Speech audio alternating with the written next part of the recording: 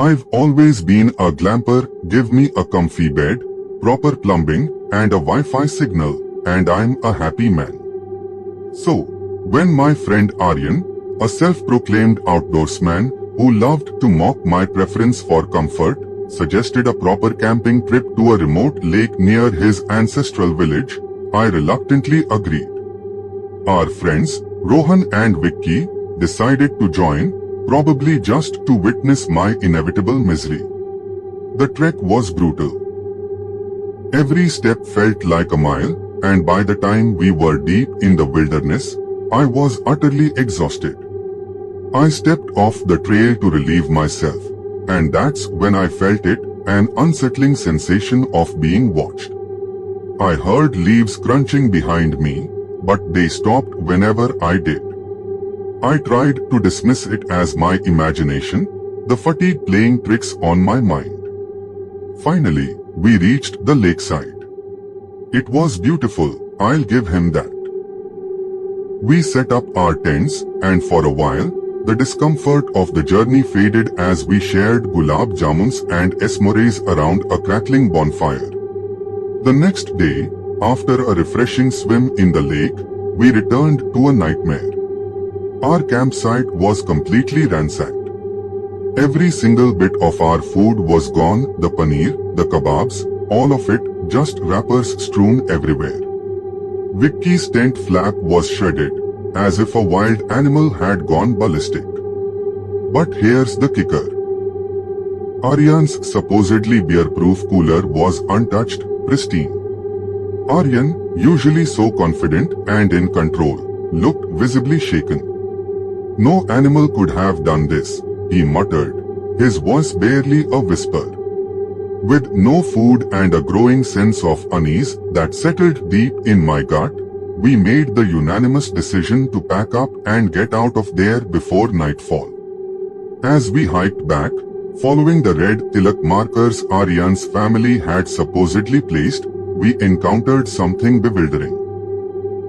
The single path we'd taken to get there had inexplicably split into two, both marked with the same red tilak.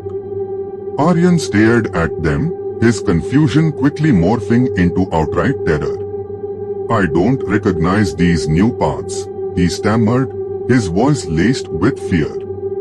Desperate, he shinned up a tree, hoping to spot the main road. We heard him yell that he saw it, and then silence.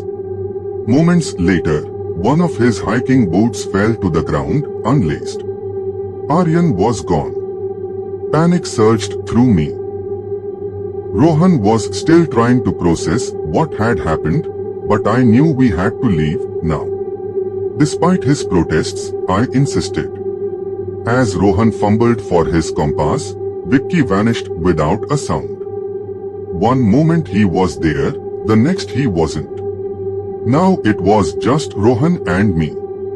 We desperately followed his compass south, pushing through the deepening darkness.